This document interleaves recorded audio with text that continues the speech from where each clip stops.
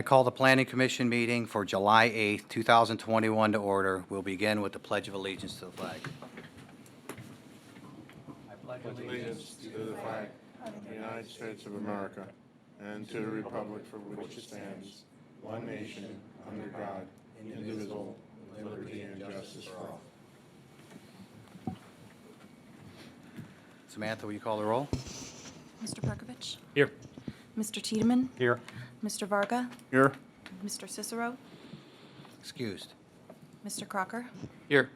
Mr. Haddon? Here. Mr. Cook? Here. I'll entertain a motion for the approval of the minutes from the regular meeting, June 17th, 2021. So moved. Second. Samantha, call the roll. Mr. Perkovich? Yes. Mr. Tiedemann? Yes. Mr. Varga? Yes. Mr. Crocker? Yes. Mr. Haddon? Yes. Mr. Cook? Yes. On tonight's agenda, we have two public hearings, and we will follow this format. First, the applicants will have the opportunity to explain what they would like to do at a particular location. Second, anyone wishing to speak in favor of the proposal will be given the opportunity. Finally, anyone wishing to speak in opposition will be afforded the time to do so, or some may just have questions, and we will try to get those answers. If you wish to speak during the public hearing, please complete the public hearing registration form located at the entrance. Thank you. Before we get started, the applicant for item number 3 has requested their proposal be withdrawn. This is a statement from their applicant. It was our desire to create a beautiful, state-of-the-art, modern car wash on Lakeshore Boulevard. Never in our planning did we anticipate the kind of community resistance that we've experienced recently. It is our desire to be good neighbors and not create strife or hard feelings. Therefore, we are withdrawing our application for a conditional use permit and site plan review for the proposed car wash on Lakeshore Boulevard. So at least I would like to say is thank you to the Classic Auto Group for your careful consideration of the residents of Manor in making this decision. Classic Auto Group is committed to the Manor community, and I have seen many excellent projects completed by them. They continue to demonstrate that they are good neighbors and community partners. With that, we have a conditional use permit to allow a temporary event at 8021 Center Street. Is that applicant here? I am, yes. Please come up and state your name and address. Okay. Tell us a little bit about what you want to do. My name is Megan Quinn, and I'm representing Western Reserve Land Conservancy. We are located at 3850 Chagrin River Road in Moreland Hills, and we are looking to host an event at the property at 8021 Center Street. As you can see on the map, the main tent will be by where the pond is on the property. We anticipate having about 500 people. This will be a ticketed event only. It will not be open to the public. We do anticipate having live music of a national act somewhere along the lines of think like an Eagles kind of act, Chicago, Pretenders, something rock neutral, if you will. We will have food trucks, so we will have 7 food trucks. We will have bars. There will be a VIP area up by the home that is still on the property. We will have valet available, and then the cars will be parked on where the blue square is, and that is actually a permeable surface lot that the Boltons have used in the past for parking purposes.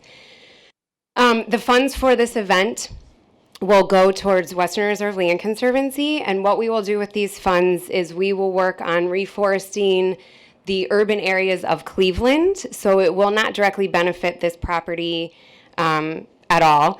So we are going to be doing 7 tree plantings prior to the event with the funds that are raised in areas such as Mount Pleasant, the St. Luke's neighborhood, the near west side, more areas on the east side, and that's how the funds will be used. Our goal is to raise $500,000. To date, we are at just under $200,000.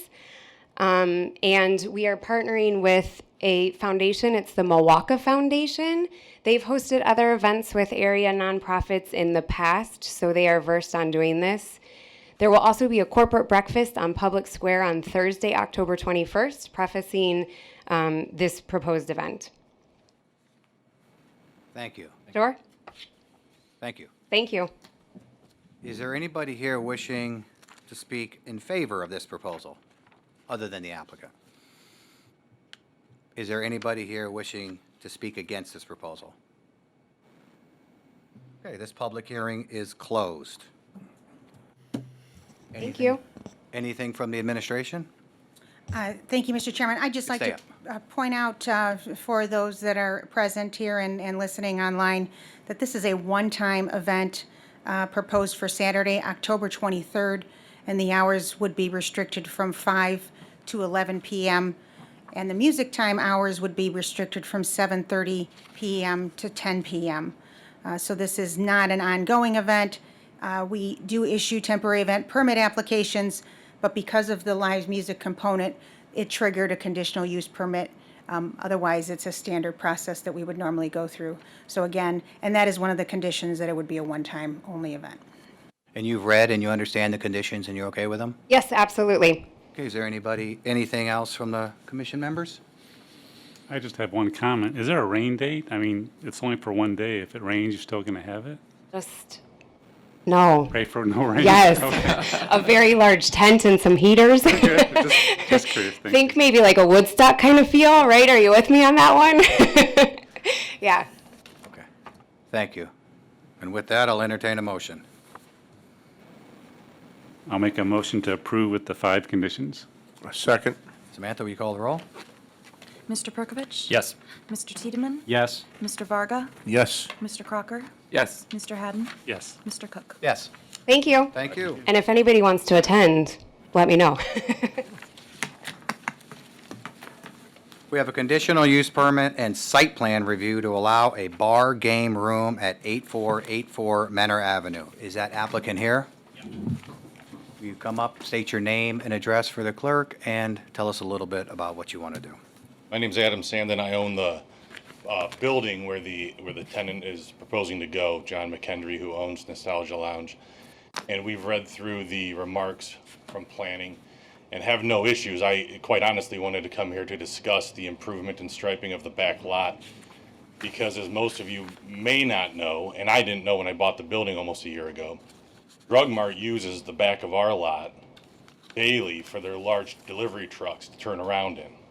And the second I stripe that and park back there, they're not going to be able to do that. We've run into that issue twice where we were having construction done on the roof, and I let the manager at Drug Mart know, hey, just a heads up, there's going to be no room behind our building for a couple of days because we're going to have large dumpsters and other large construction equipment back there.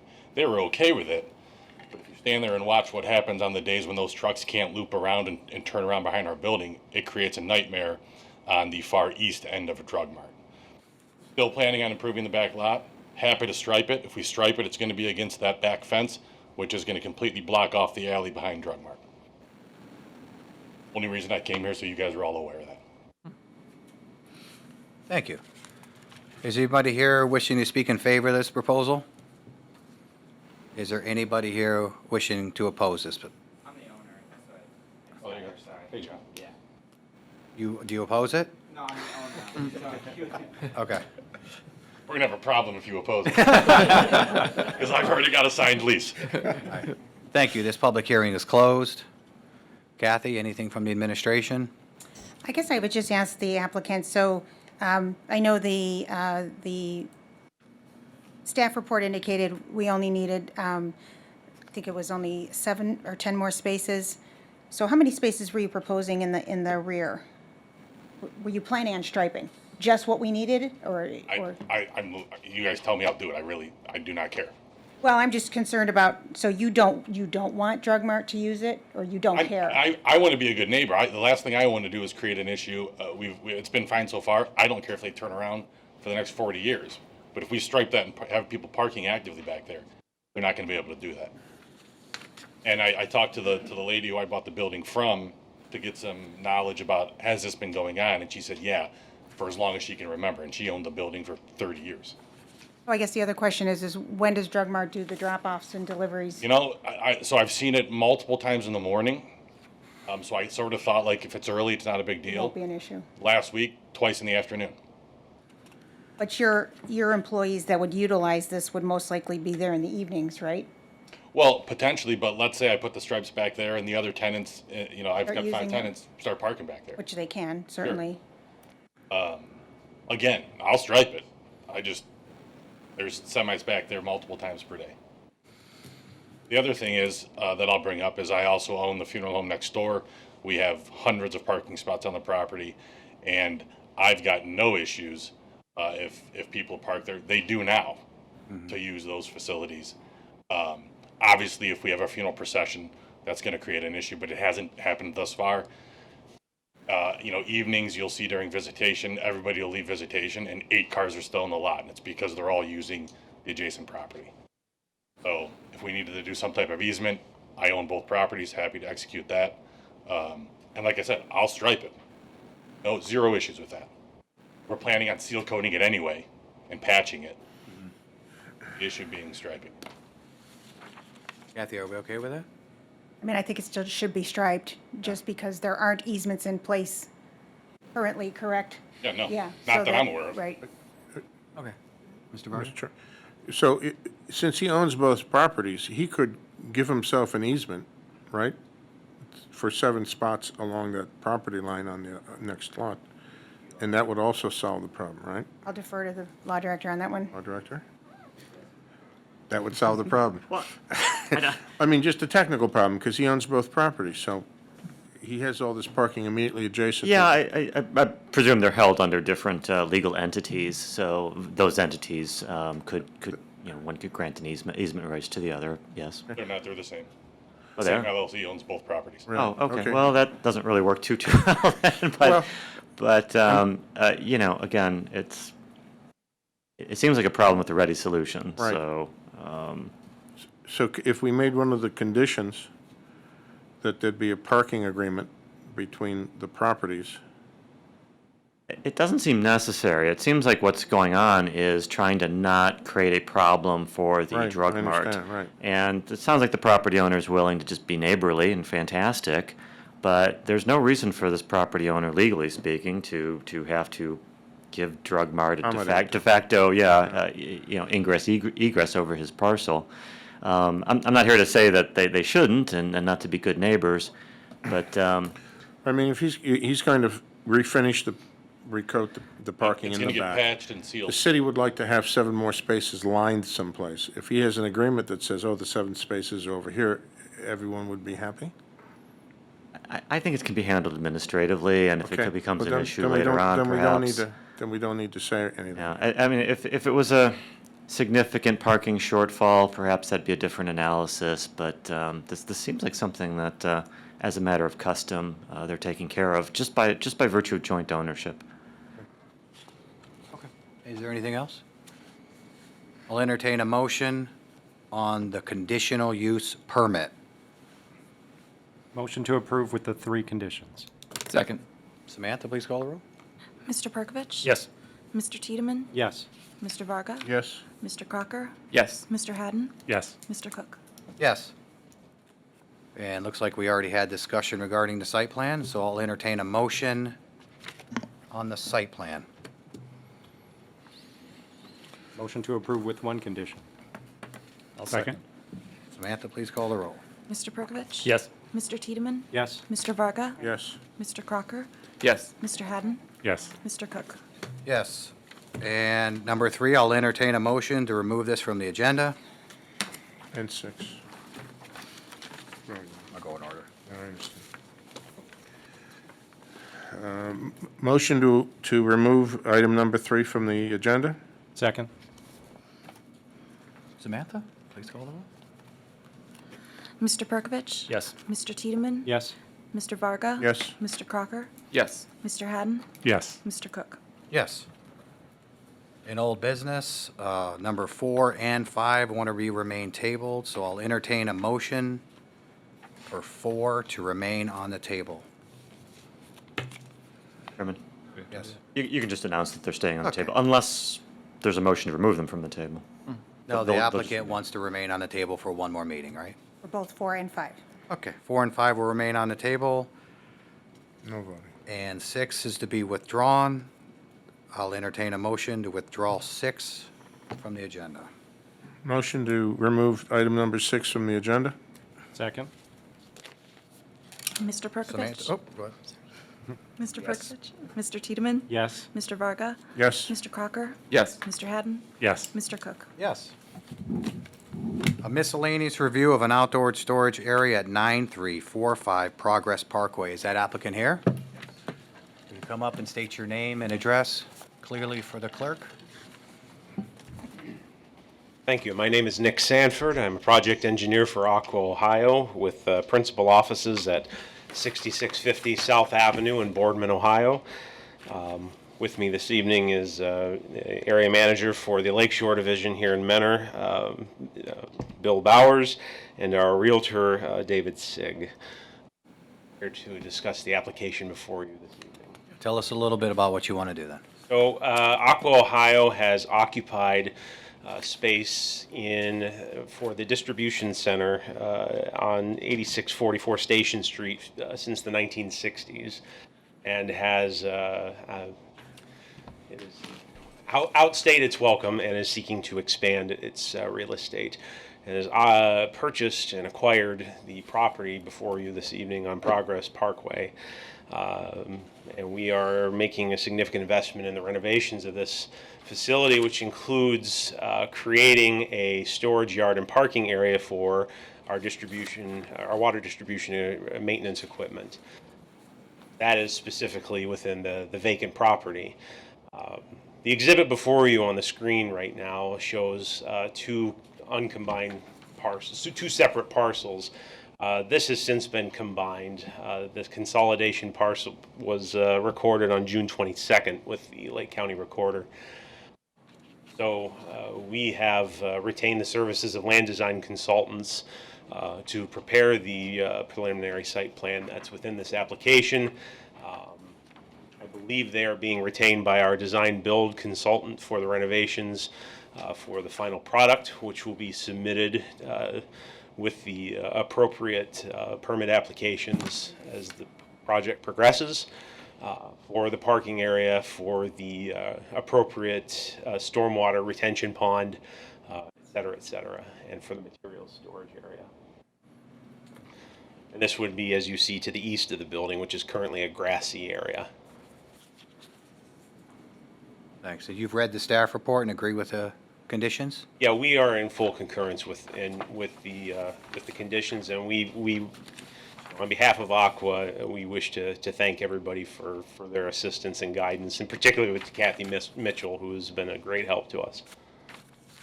Thank you. Kathy, anything from the administration?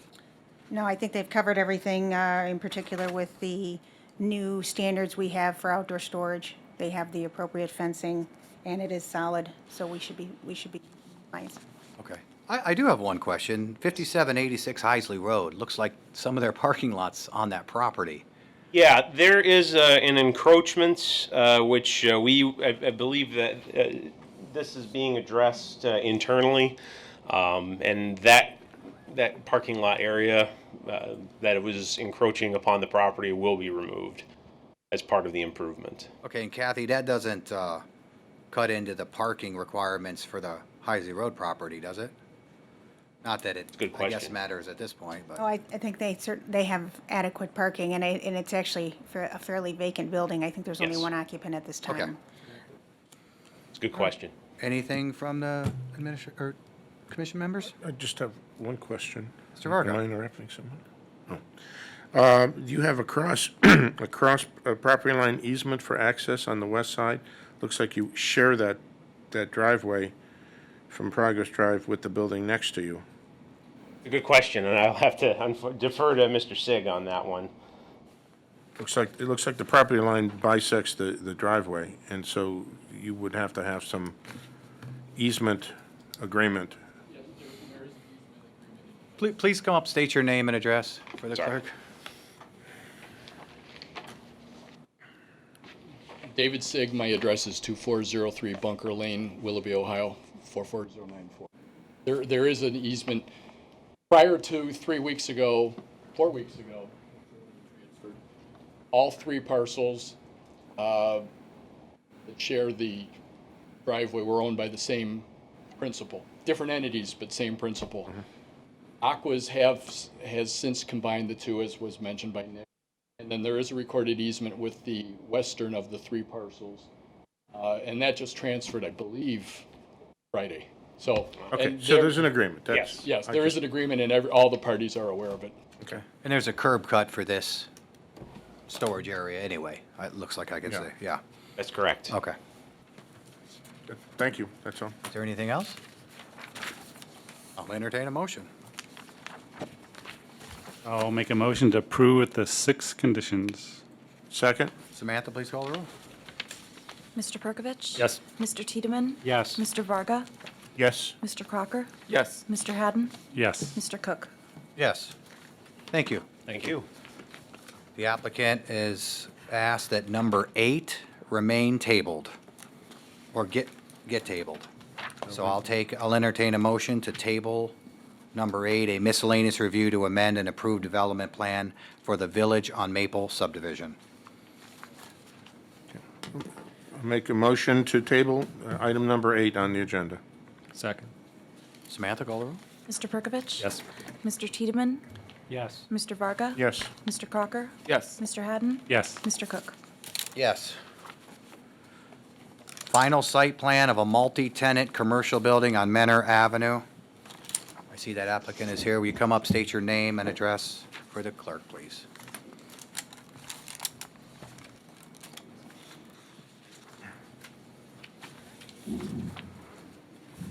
Hi, my name is Allison Sikora. I'm the president of Uptown Manor LLC, and my address is 9260 Kathleen Drive in Manor.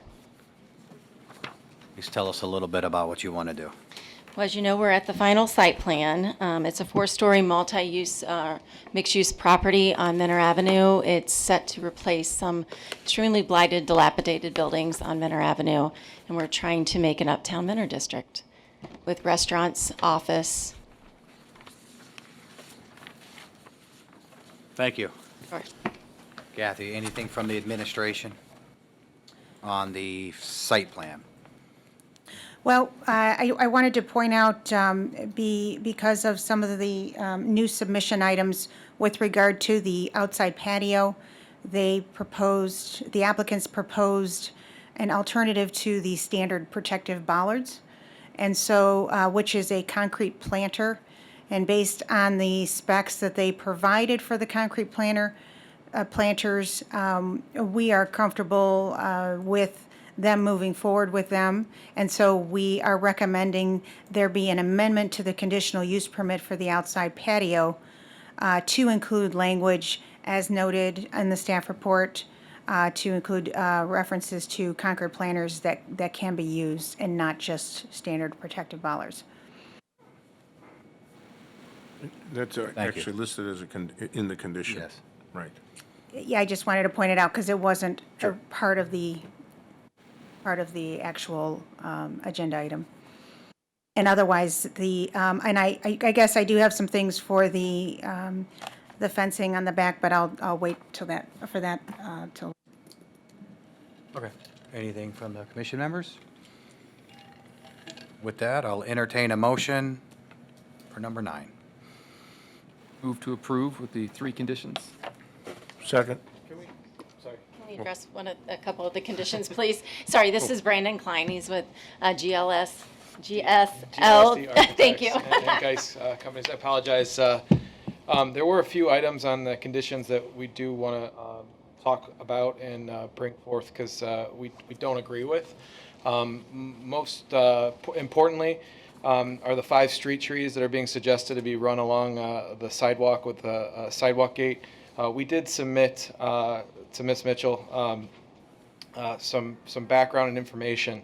The sidewalk in front of the building is only 8.5 feet wide. Urban standards for sidewalk tree lawns, treescapes, and furnitures require a pedestrian path for commercial areas to be 8 foot to 12 foot wide, unobstructed. So we're basically near the bottom of that for the commercial aspect of it is, and we feel that placing a tree in that location is going to be a hindrance.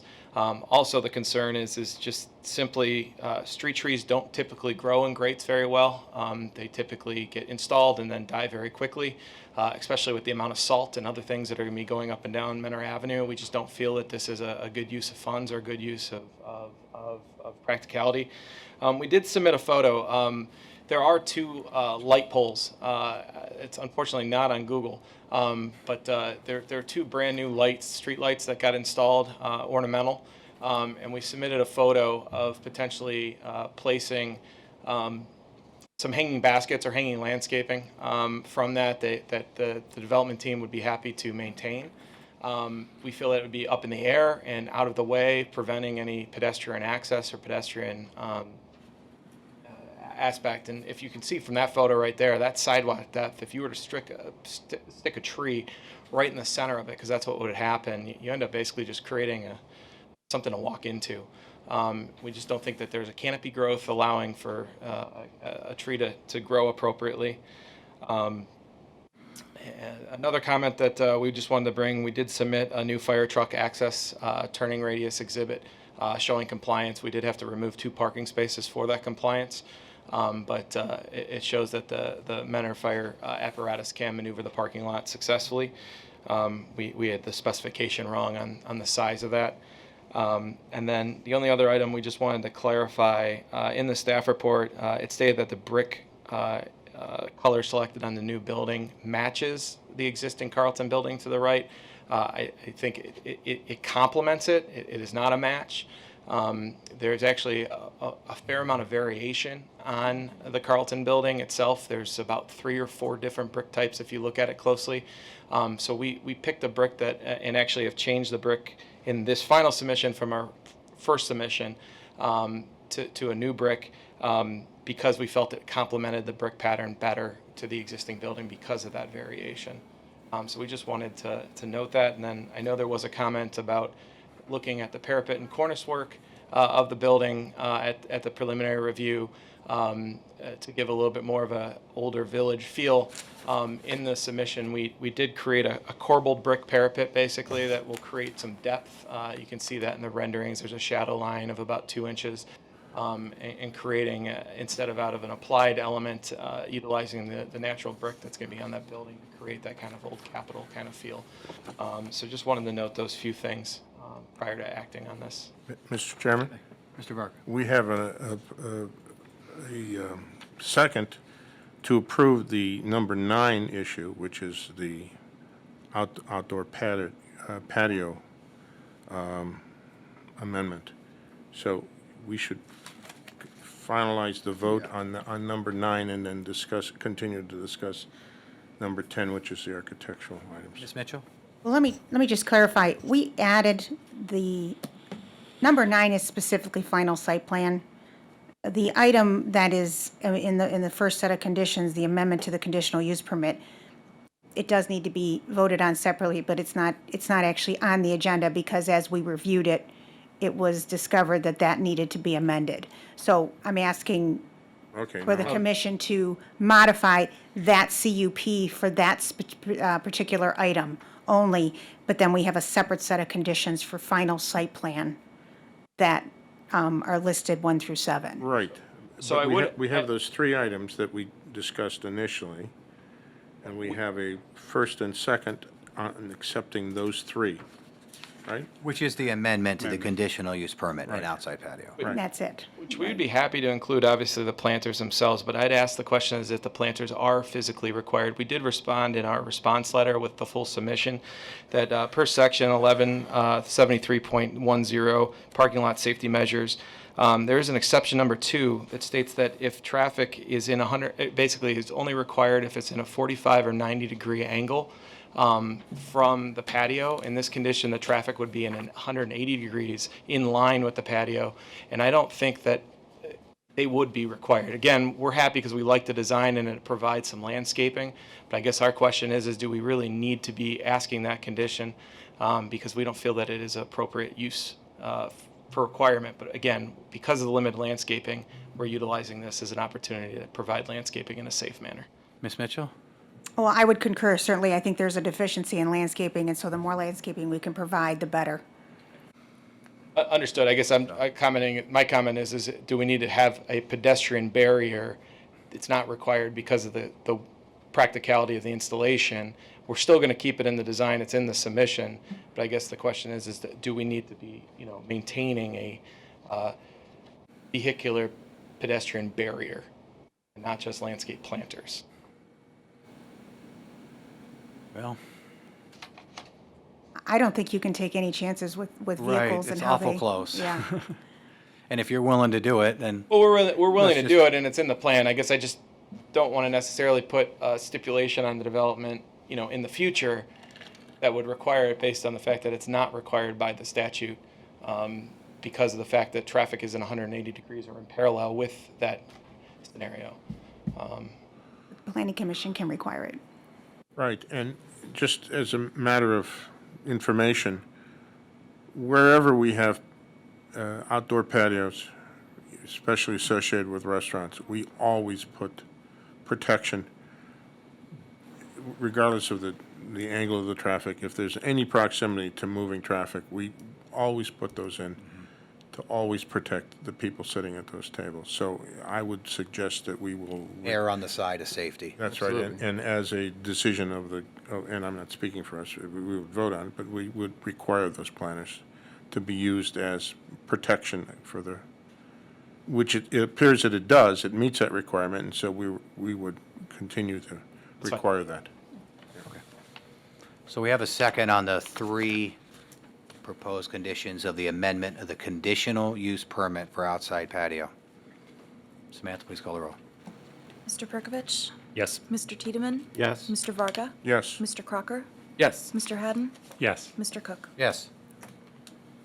So now we're going to get into the final site plan of the multi-tenant commercial building for Manor Avenue.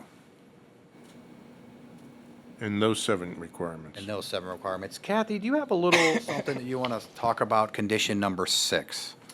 And so I guess continuing with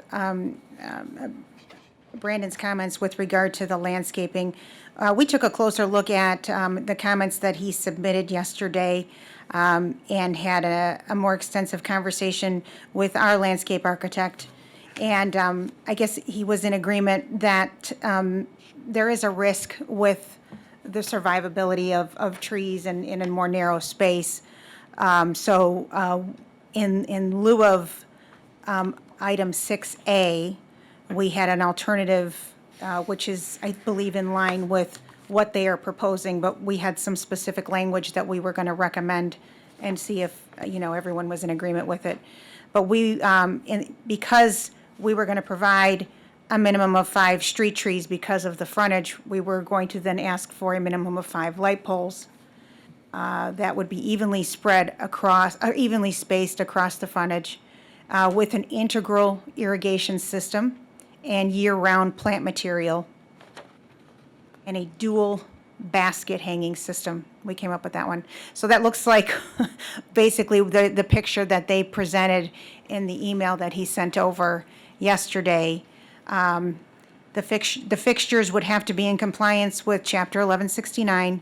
So again, we're recommending in lieu of item 6A, a minimum of 5 light bulbs be provided evenly spaced with an integral irrigation system and year-round plant material provided as part of a dual basket hanging system. Thank you. I mean, those light posts you just put in, I mean, I don't know any specifics on the cost of those, connecting them with electric. I don't, there's some specifics there that I don't have information on that I don't feel like I can necessarily commit to. With planning, I mean, that seems like truly a no-brainer. It would be beautiful and is very consistent with what you see in walkable downtown districts. But the light poles, I don't know the logistics of all of that. Couple items. One, obviously, the cost of a street tree and grate is significantly less than what you're asking from a light pole installation in that aspect. So there's a significant cost difference, but the spacing that you're asking for is about 40-foot spacing in front of the building, which seems extremely dense for this area of town and what you're seeing, even when they are tightly spaced. They're bookend right now, kind of almost at the middle point, towards the edge of the Carlton, and then obviously at the end block of what will be Uptown Manor as well. So they create a nice bookend. There isn't a need for the street light itself, other than maybe the hanging basket function that you guys are liking what that design is. Maybe we can look at some alternatives, but again, the cost of the light poles themselves are quite expensive. And I guess I hate to say it, the cost of installing the trees is one thing. It's the survivability of them is really what the problem. And I mean, if that would be the contingency, I would just say install the trees and let them die. And I hate to say that statement, but there's a big lopsided discussion of what that request is. So Well, and quite frankly, this is going to be an absolutely knockout gorgeous building. And I want to do things to complement it, not to hide it. And with all those light posts, I mean, right now you have at the end of the block, basically you have a light post. In front of our development is a light post, and at the end of the block. And that seems like a reasonable amount for spacing and visual beauty, I guess. If you add all of those light posts in between, that just seems, I don't hate to be gaudy. It just seems a little much. And two, we're trying to, not only the survivability of the trees, but a light post is another thing that my true plan is to make this a walkable district, and the least amount of things I could put that people can run into, fall into, knock into. I mean, it just, to me, I think we're trying to accomplish the same thing. I just don't think this is going to do it. and where those light poles are, they're in a projection, out in the parking field, not in that 8-foot zone that we're talking about as being a minimal standard. Okay. Ms. Mitchell?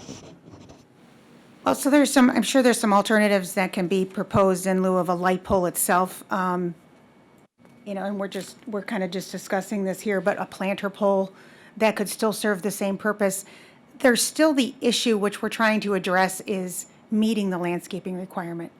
I don't think there's going to be any concern with covering up the beauty of this building. I don't think anybody's going to be, it's going to be hidden by, some poles. So if cost is an issue and you're worried about too many light poles, then come up with an alternative planter pole that's similar that can still provide the hanging baskets. I think, in the examples that you provided and your continuing reference to this urban feel you're trying to create, if you drive downtown Willoughby, they have light poles and trees and lights on the trees, and it's beautiful. So I still think that you can nicely and very tastefully put some planter poles that still achieve that purpose, because we're not getting the landscaping on this site that should be provided. Maybe a pole that's not a light pole and that's not connected to a water source that you water, but a couple of those to offset. I think we can look and entertain and maybe work with staff on options. My suggestion, though, would be that, your spacing that you're talking about, and we all love downtown Willoughby, and I understand that in this walkable area, those spacing that you would see in that type of density is once every 100 feet, not once every 40 feet. And so Maybe instead of 5, you do 2. You have the bookends, you do 2 in the middle.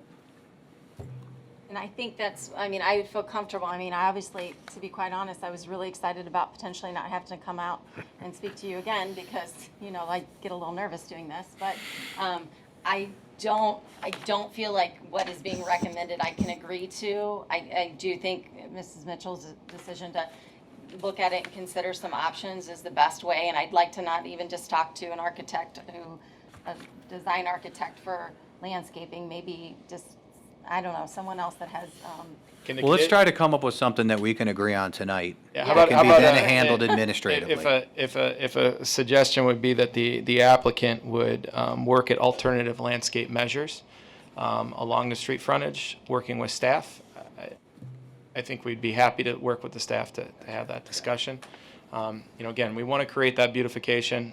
We just want to make sure that we don't create a hindrance. Okay, Mr. Varga.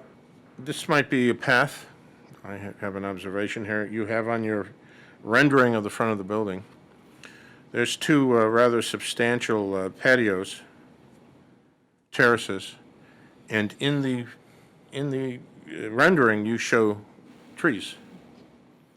If I don't think they're being considered as part of the landscaping plan right now, but certainly, all right, there they are. If those could be formally incorporated as part of the landscaping approach, I noticed they have lighting underneath. I know that the person who did the rendering created these things, and now you have to live with it, right? But those do soften the edges of the building. They're right along the right of way, and if we can get a commitment to produce that kind of an effect, that would be another way to add softness, green to the front of the right of way.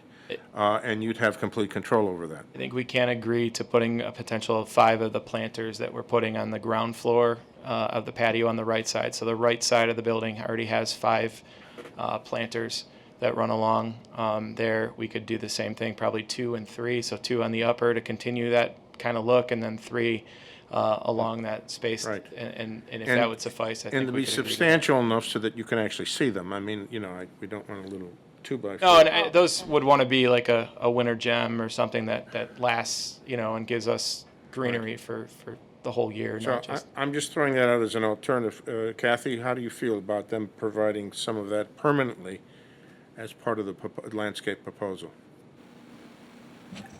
I mean, I think we should, I think working with them and our landscape architect is an idea. I still think there can be some things at ground level.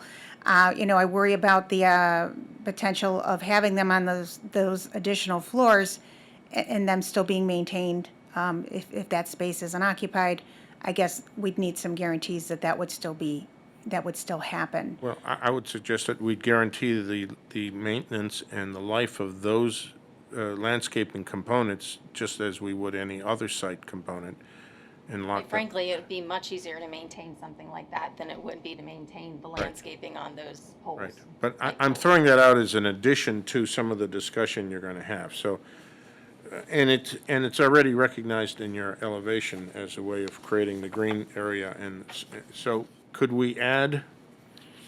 Now we have to get down to the language, right? This gentleman here is shaking his head, right? I would like to add under the landscape, under that item 6, I'm trying to think of the simplest way of doing that, of adding an item D, a sub-line D, request or requiring that the 5/8 trees on the terraces be included as a permanent part of the landscape plan, guaranteed. Don't write it down yet. We're still trying to verbalize While this. removing A. Yeah, remove A, please. Well, let's just. I don't want to I'm not want to completely give up the trees, but is there some other possibilities of creating greenery at the grade level that we could incorporate as a concept? At the foot of the piers or something? At an earlier version of our design, we had 2 planters framing the building entrance that were about 18 inches by 18 inches, and they were about 4 foot high, so they were long, high, narrow. You might be able to get an arborvitae or something vertically, to grow and something like that, a dwarf. We've seen that work well, kind of right at the 2 points that I think Larry's pointing at. And maybe that minimal 18-inch type scenario doesn't hinder. It's tight against the building between that and the planters on the patio. I think it gives you enough, and then the 2 frameworks of the 2 light poles, it basically creates that development. We're not talking about a long frontage. I understand 200 feet's long, but I think between those few features, I think you have a very beautiful urban, landscaped. The problem you're going to have is when the plow comes down at 35, 40 miles an hour. I know there's a ratio of how far they throw it. It's going to get thrown right at the base of your building. So we've run into this here before where people have put arborvitae in, I think it was the library, and they got killed from the salt. So there was another tree that they came up with that they wanted to try. So you're in a unique situation because of the frontage you have there, and then it also complicates things. It complicates things. So Understood, and I mean, I'm just a registered architect. I'm not a landscape architect, so I don't Neither get am I don't get paid to suggest trees and what's going to survive and all that. But I personally feel like, and we've done that type of planting before in an urban environment, and has been successful in Cleveland's climate. So I think we could, if everyone agrees, I think that we would agree to those two aspects, the terrace plantings, and then two small tall but small plantings at those building corners, and the hanging baskets. I think between all that, you cover that frontage very well, and you're not a hindrance to the path of travel by a pedestrian. and speaking from my own experience, I know the street trees, now that we're bringing up Willoughby, they crack their concrete all the time. They don't always stay 12 feet. They grow. And Well, they and I start. think the sidewalk is bigger in downtown Willoughby. It is, but they have a lot of issues with Right. with the sidewalk cracking there. So So I think I'm okay with them with the removal of the 5 street trees, and I in favor of all the ideas that you guys have come up with, and feel like we should get this to a finish line and have you work with administration from here on out to try to suffice the frontage of the building on the green. Mr. Varga. Well, I'm trying to clean up the conditions here, and that is to take the A condition, the minimum of 5 street trees, and alter that significantly to state a minimum of 8 terrace trees. Right? I think there's 5 and then 3. Right? Is that what the plan is? I was saying 2 and 3, but Where would on the that 2? second floor, and then I mean, 3 on you that show floor. 3 here, and you show 1, 2, 3, 4, 5 up there. I'm just looking at the drawing. They seem to be located at each of the pier locations, or close to it. No, I think they're in the corners and in the, well, I'm just looking, 1, 2, 3, 4, 5. We also have to be Could be mindful 4. not to limit the amount of space available up top And there, actually, too. you show other landscaping between the trees, there, and there. I'm just trying to work with what we got here. I know. I think that, I think that can be interpreted different ways. I see splatter of green, and I think the purpose of it is to show that you can add some green space up there. you can add life and activity up there. Right. And, I don't and- think and- it was indicating so that We're there's just a trying to certain- incorporate No, that so I as mean, the plan. if our suggestion or request would be that we would add a total of 5 planters to the 2 roof terraces, and then 2 building entry planters. I feel that the 2 building entry planters will also protect 2 doors swinging out into a tight sidewalk condition. If there's pedestrian walking by, that won't get hit as they walk by. It creates a kind of a safe passage along the building frontage, and then the hanging baskets, and that's what we would, I think, agree to and would suggest, and it wouldn't limit things. And obviously, at the end of the day, there's probably a pretty good chance that there might be some annuals and other things that get planted in window boxes and other things up there to create what you're seeing in that rendering. But I think that that's a fair discussion for a 200 linear foot building of this size and scale. Can you clarify where the hanging baskets are? 2 existing light poles.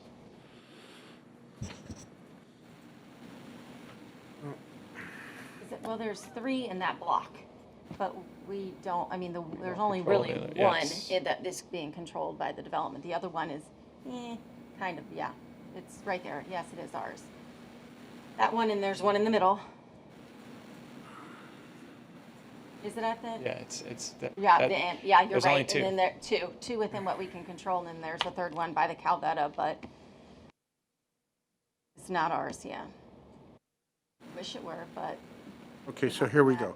So I asked for 5, you wanted to put 3. How about 4 up on the upper terrace and 3 on the lower terrace?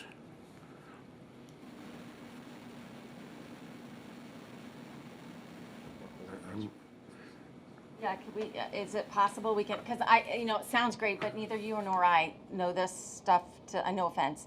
But No, I just no, would no, rather it's- talk to somebody to make sure that That you can aesthetically do it. looks right. Okay, well, how do you want to handle this administratively? She's looking at me like, I don't want to handle this administratively. I'm trying to get it to the point where we can just move on to the next item, which is Okay, just the so count heads here. and- maybe you could say, hanging baskets will be provided on 2 of the existing light poles, Yes, that's good. along with ground level planters at the building entrance, Yes. and additional terrace plantings, Tree plantings. And- tree Yeah, plantings, I mean, I just don't want to see some shrubs up there. I mean. to this be is- further reviewed and approved by administration. Yes, their location and number. Okay. So, the only, I agree with everything you're saying, that the word tree is very Well, arbitrary. I'm trying to balance off the design Understood. I that mean, the I city think has our for intention trees would at be the- to try to create, kind of an arborvitae or something that is a evergreen. That It you is can technically, see. but it's a bush, Bush so is that's considered a why. shrub. Okay. So just say terrace plantings. Terrace plantings. Significant terrace plantings. Okay. I'm just trying to I get know. past So- a and pot I think we're on the pot with same- daisies in it. Similar and you're not to, gonna similar see- to shown on the front rendering. Yeah, just Right, so similar let's to what go you over that showed condition here. one time, real slow. Yeah. Kathy, will you Thanks. repeat that for the clerk, please? Okay, so this would be an elimination of item A under 6, okay? And you could replace item A with this new language that would indicate that hanging baskets will be provided on the 2 existing light poles in front of the building, as well as building ground level planters in front of the building entrance.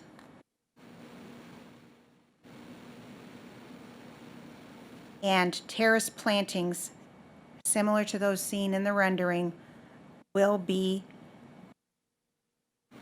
provided upon review and approval by the administration. Yes. That sounds good to me.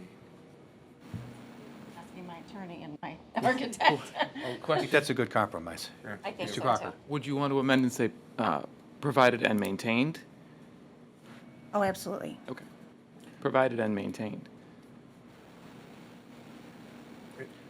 And this is, not to complicate this, but this is part of the landscaping package.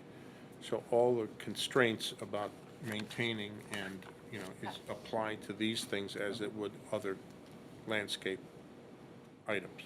And this item, what we just, would be a replacement to the existing A. That's correct, and then. Everything else remains. Everything else remains. So we're good with the conditions? With that, I'll entertain a motion. I'm sorry, I have one. I have one issue, I'm sorry. The 6-foot solid fence in the back is in disrepair back there. And I would like to see the 8-foot fence as required by the city of Manor along the whole property line because it's missing, it's fallen down there.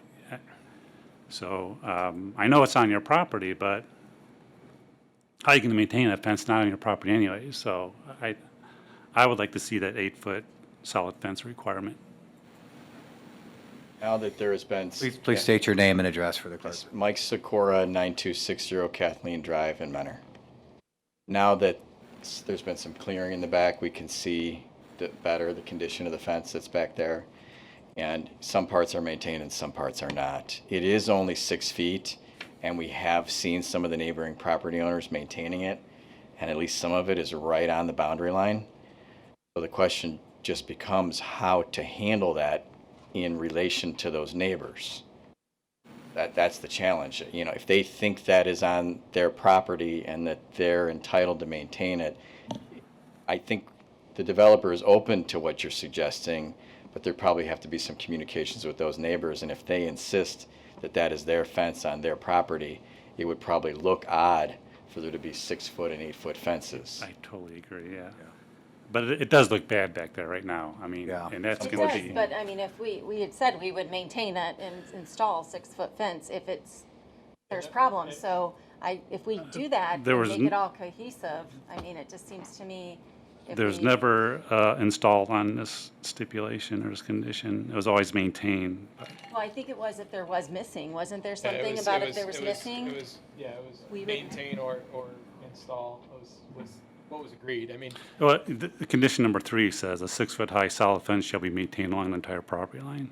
It doesn't say install. I mean, yeah. I mean, look, it's just, Yeah, I'm fine with the install. I have no problem installing a fence if there isn't one there. I Maybe- just don't want an 8-foot in one area when I- somebody else is 6 Sure, foot, sure. or double right. fences. I mean, that looks very, So just as a suggestion, the developer would be willing to communicate with those neighbors to see what could be done with respect to those areas that are in disrepair and try to reach an understanding with them. And then in the areas where there is no 6-foot fence, to install and maintain a 6-foot fence. The developer just doesn't want to be in a position where it's obligated to do something that it can't do because of the interrelationship with the neighbor and the Sure, boundary sure. lines, or create some adversarial situation with the neighbors, or potentially have an 8-foot fence. I think, as we talked about last time, potentially have an 8-foot fence that butts up to a 6-foot fence, and then there are maintenance. do you think you'll be able to match that 6-foot fence that's there now? Because it's kind of some unique lumber. Yeah, right. So now you're going to have a hodgepodge, you know.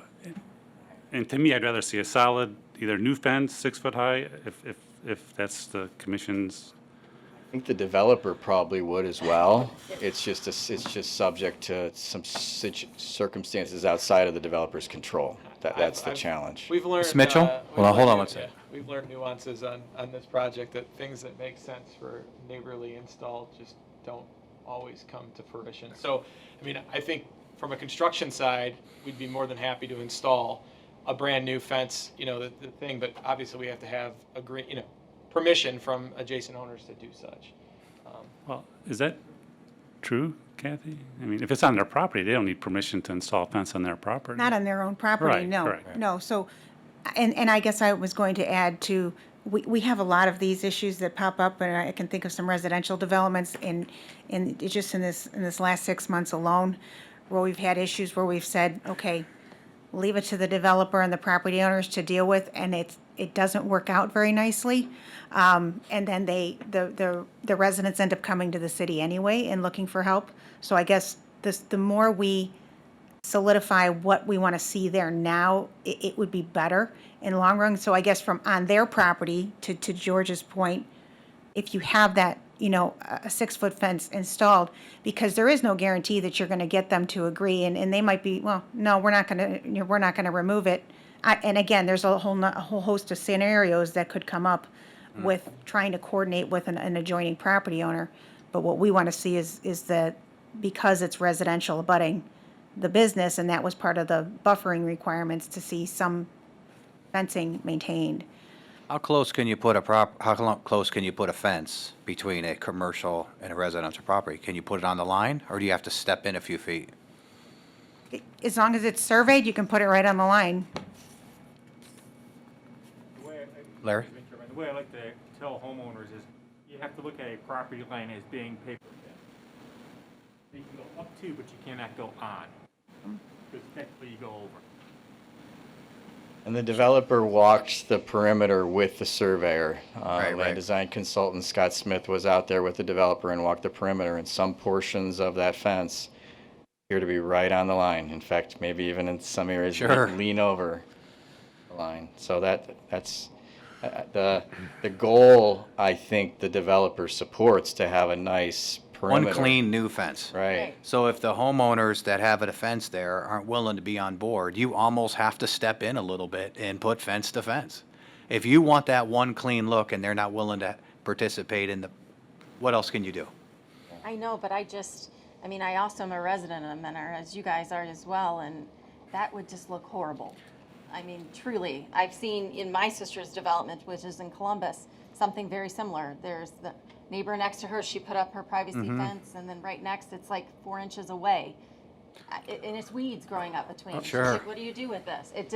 It looks horrible, and that's not what I'm trying to accomplish. So truly, I mean, if the city can help in some way in telling these adjacent properties to work with us, that's great, but I can't force people to do things with their property. I can't. I wish I could. Right, no. Mr. Varga? Could we just move forward with the idea that you're going to put up a whole new fence from the start point to the end point, and you're going to put it on your property.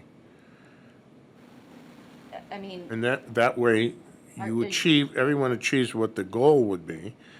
And unless an adjacent property owner has their fence on your property, Right. which could get resolved by the city as to who's on first, right? But just agreed to put a whole new fence up. It's 6 foot.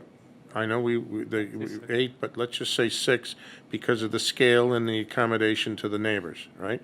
So commit to putting up a whole new 6-foot fence on your property, and any conflicts will be resolved. But we know what the final product is. that's fine, as long as the city can work with me, because I just. Right, as but you're putting it on your property, your Yes. 8-inch offset, whatever. You're putting your new fence on your property. If there's conflicts that you can't get resolved, Then the city will help. then the city could help resolve some of that? No, I'm But, I sorry. mean, I just got. I know, well, the quandary, I mean, Well, Joe I can mean, attest to that. I mean, We're dealing with physical conflicts, right? If someone's fence is on your property, how does that get resolved? Let's use the photo as an example. If that's on the uptown parcel, take it down. What's the issue? What would be the issue if it's not on their parcel with running a brand new 6-foot fence? I don't want to. Prejudge. I want to go outside. I'm not a code enforcement officer, but I'll say it looks a little suspect relative to our property maintenance code. So that may be an instance where a violation notice would go out to remove or repair. Obviously, if there's a brand new 6-foot fence behind there, I don't know why the property owner would be motivated to replace it. So I don't know what all these conflicts are. If there's an encroachment, get rid of it. It's the issue is some of it's right on the line. So, and as Allison said, we've seen situations where there's vegetation in between, but she's willing to do it. Yeah, I will That absolutely she- put a brand new 6-foot fence. I'd love to look behind the new development and see something beautiful. I mean, that's the goal. I think we're all on the same page in that regard. Okay, well, I think that's how you should proceed. Okay. I'm And, fine with that. and then other issues come up, they'll be resolved down the road. So- Okay. Based on accommodations and compromise and good neighbor activities. So number 3 will be changed to installed and maintained along property line. That's right, just install and maintained. Shall be installed and The maintained. entire real property, well, it kind of says that, including Doesn't the, say install. It That's- doesn't say maintain. oh, I'm sorry. It only says maintain, not Yeah, install. just say, no, install. Okay. and maintain. And with that, I will entertain a motion. I'm talked out, someone else has to do it.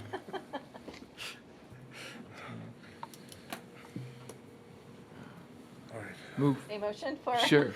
Move to approve with the 7 conditions that we have amended. I don't know if I need to articulate them. At least, yeah.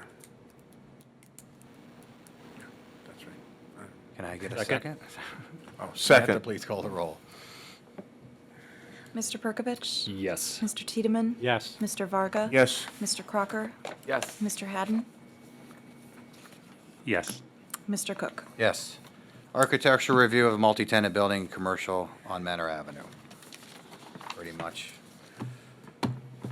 one is the other, so I'll entertain a motion on number 10. They kind of go hand in hand.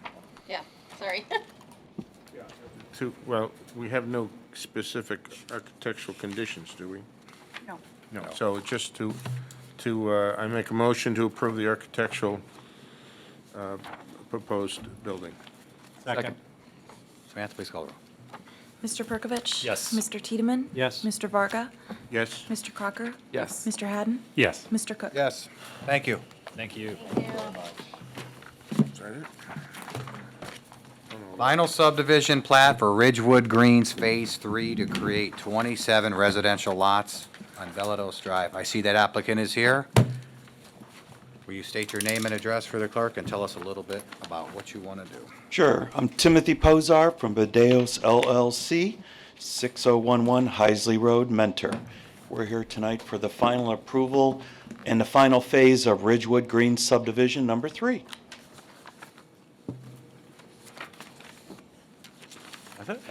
That's it. Anything from the administration? Nothing at this time. You've read the staff report and agree with the conditions? Yes, sir. Anything from the commission members? And what, I'll entertain a motion. Move to approve with the 5 conditions. Second. Samantha, please call the roll. Mr. Perkovich. Yes. Mr. Tiedemann. Yes. Mr. Varga. No. Mr. Crocker. Yes. Mr. Haddon. Yes. Mr. Cook. Yes. Thank you. Thank you. Thank you very much. Easiest one you ever had. Yes.